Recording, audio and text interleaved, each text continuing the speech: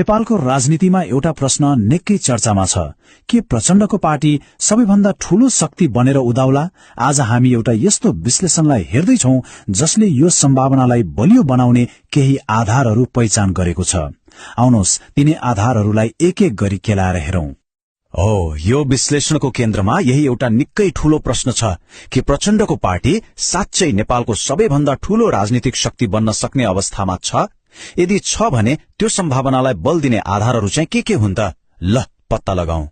यो विश्लेषणले शक्तिका चारवटा मुख्य आधारहरू देखाएको छ। हामी क्रमशः हेर्नेछौं। पहिलो, प्रचण्डको नेतृत्व। दोस्रो, पार्टीको सांगठनिक एकता। तेस्रो, उनीहरूले बोक्ने राजनीतिक सन्देश। र चौथो, उनीहरूका लागि बन्दै गएको राजनीतिक अवसर। कुनै पनि राजनीतिक दलको कुरा गर्दा सबैभन्दा पहिले नेतृत्वकै कुरा आउँछ, हैन त? त्यसैले यो विश्लेषण पनि प्रचण्डको व्यक्तिगत नेतृत्वबाटै शुरू हुन्छ, जसलाई एउटा निर्णायक शक्तिको रूपमा हेरिएको छ। यहाँ विश्लेषणले एउटा एकदमै रोचक भिन्नता देखाउँछ। एकातिर अरू दलहरूमा शक्ति धेरै नेताहरूमा बाँडिएको छ, जसले गर्दा निर्णय लिन ढिलो हुने वा विवाद हुने गर्छ। अर्कोतिर प्रचण्डको पार्टीमा एक स्पष्ट र शक्तिशाली केन्द्र छ। यसको सीधा अर्थ हो निर्णयहरू छिटो हुन्छन् र पार्टी एक धिक्का भएर अगाडि बढ्न सक्छ। र यो नेतृत्वको अनुभव त्यस्तो सामान्य पनि होइन है। विश्लेषणले उनको द्वन्द्वकालदेखि सरकार प्रमुखसम्मको लामो यात्रालाई देखाउँछ। उहाँलाई एउटा यस्तो खेलाड़ीको रूपमा हेरिएको छ जसले राजनीतिक संकटलाई पनि अवसरमा बदल्न सक्छन्। त्यसमाथि गठबन्धन बनाउने उनको लचकता र देशैभरि फैलिएको व्यक्तिगत सञ्जालले उनलाई अरूभन्दा एक कदम अगाडि राख्छ। तर एउटा नेताले मात्रै त पार्टीलाई कहाँ पुर्याउन सक्छ र? त्यसैले विश्लेषणले दोस्रो महत्वपूर्ण आधारतर्फ ध्यान मोड्छ र त्यो हो पार्टीको विशाल सांगठनिक शक्ति।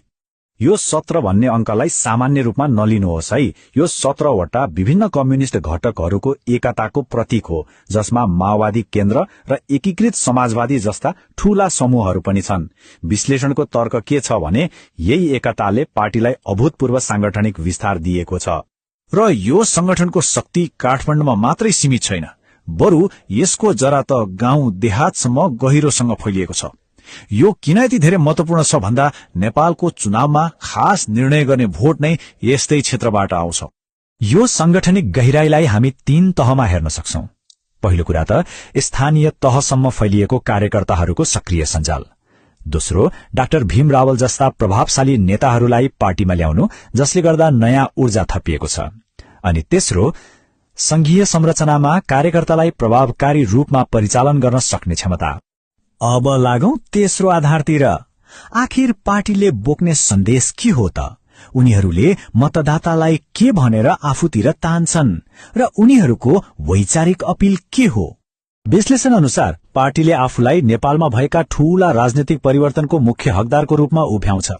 गणतन्त्र, संघीयता र समावेशिता जस्ता मुद्दाहरूमा आफ्नो स्वामित्व दावी गरेर उनीहरूले आफूलाई यथास्थितिवादी होइन बरु परिवर्तनको संवाहकको रूपमा स्थापित गर्छन्।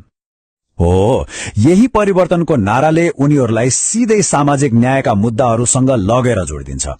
विश्लेषणले के देखाउँछ भने गरीब, श्रमिक, दलित र उत्पीड़ित समुदायहरू नै उनीहरूको मुख्य मतदाता आधार हुन्। यसले पार्टीलाई एउटा स्पष्ट वर्गीय र सामाजिक पहिचान दिएको छ जुन अरू दलहरूमा त्यति प्रष्ट देखिँदैन। र यो कुरा पुराना मतदातामा मात्रै लागू हुँदैन। स्रोतका अनुसार जब सामाजिक न्याय र अधिकारका कुरा आउँछन्, नयाँ पुस्ताका मतदाताले यो पार्टीको अडानलाई अरू दलहरूको भन्दा बढ़ी स्पष्ट र प्रगतिशील पाउँछन्। यही कुराले उनीहरूलाई आकर्षित गरिरहेको छ। अहिलेसम्म हामीले पार्टीभित्रको शक्तिको कुरा गर्यौं।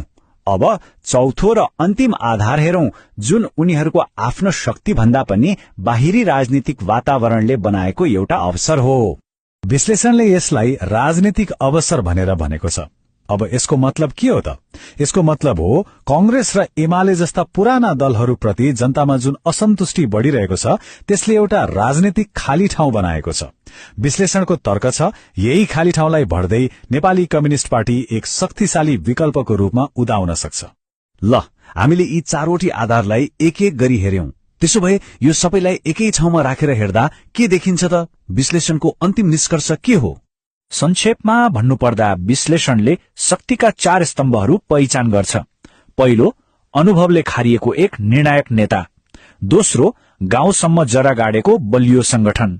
तेस्रो, परिवर्तनको आकर्षक नारा र चौथो, प्रतिस्पर्धीहरूको कमजोरीले दिएको सुनौलो रणनीतिक अवसर। यो विश्लेषणले शक्तिका आधारहरू त देखायो, तर एउटा सबैभन्दा ठूलो र महत्वपूर्ण प्रश्न भने अनुत्तरित नै छोडेको छ।